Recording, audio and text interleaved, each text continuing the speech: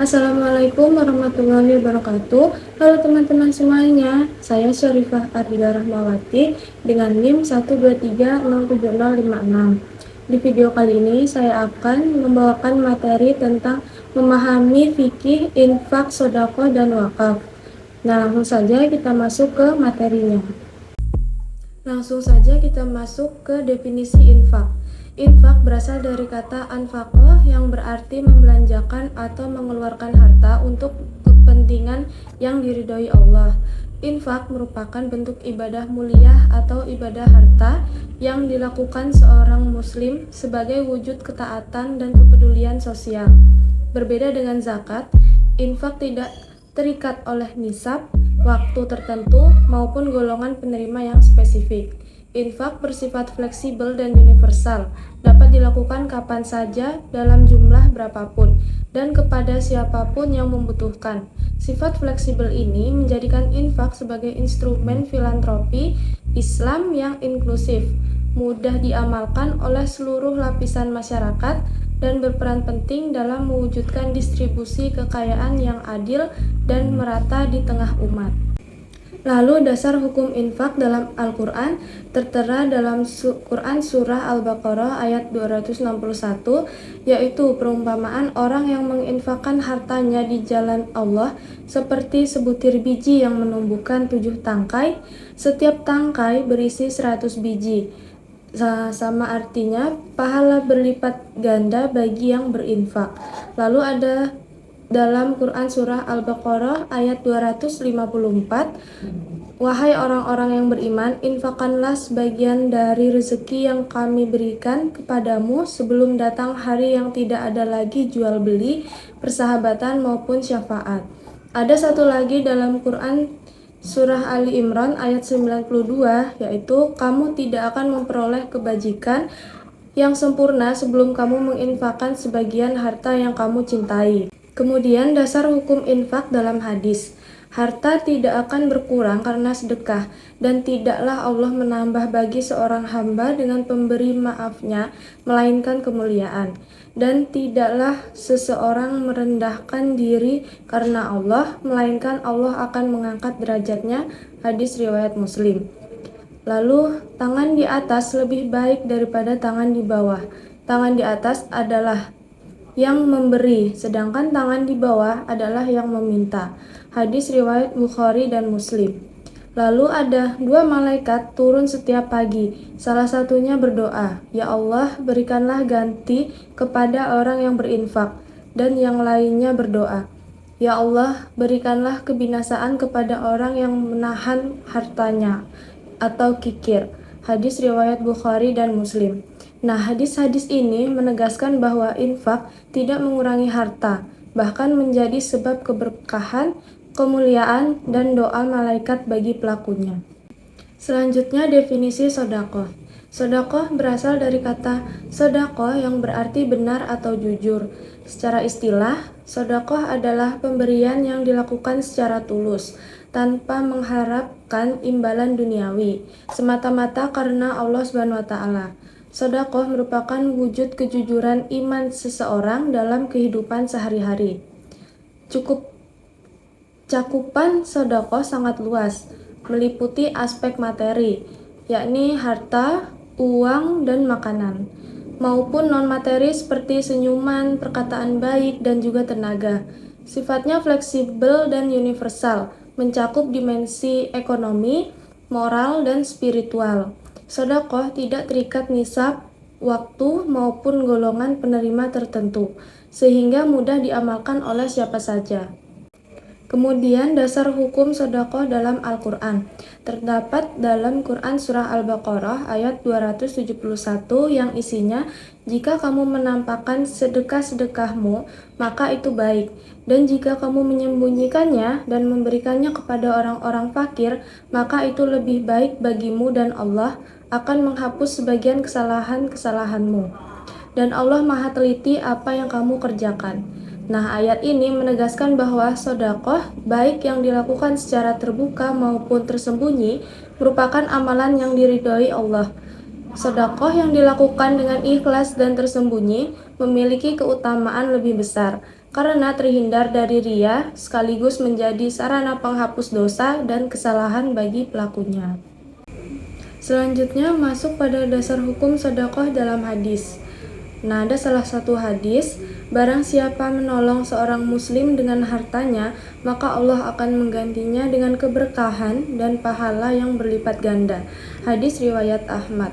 Hadis ini menegaskan bahwa sedekah kepada sesama muslim bukan hanya mengurangi harta, melainkan justru mendatangkan keberkahan dari Allah Subhanahu wa taala. Setiap pemberian yang tulus akan dibalas dengan ganjaran yang berlipat ganda, baik di dunia maupun di akhirat, sebagai wujud kasih sayang Allah kepada hambanya yang dermawan. Berikutnya masuk pada definisi wakaf dan perspektif mazhab. Wakaf secara bahasa berarti menahan, sedangkan secara istilah wakaf adalah menahan pokok harta atau al-ain dan menyalurkan manfaatnya, yaitu al-manfaah, untuk kepentingan umum sebagai bentuk ibadah kepada Allah. 3 unsur utama wakaf, yang pertama al-ain, pokok harta yang ditahan, al-manfaah, hasil atau manfaat yang disalurkan, dan tujuan ibadah atau fisabilillah untuk kemaslahatan umat. Perspektif mazhab. Mazhab Hanafi memandang wakaf sebagai menahan harta dari kepemilikan wakif, namun tidak berpindah kepemilikan. Mazhab Syafi'i menegaskan harta wakaf lepas dari kepemilikan wakif dan menjadi milik Allah.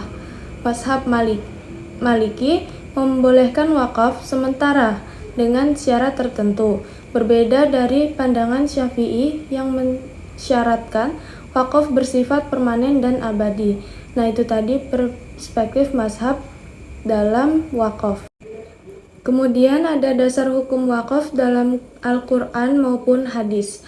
Dalam Al-Quran, surah Ali Imran ayat 92, yaitu kamu sekali-kali tidak sampai kepada kebajikan yang sempurna sebelum kamu menafkahkan sebagian harta yang kamu cintai, dan apa saja yang kamu nafkahkan, maka sesungguhnya Allah Maha mengetahuinya.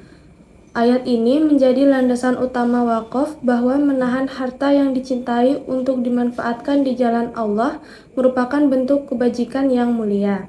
Sedangkan dalam hadis riwayat Muslim, apabila seorang manusia meninggal dunia, maka terputuslah amalnya kecuali 3 perkara: sedekah jariah, ilmu yang bermanfaat, dan doa anak yang soleh.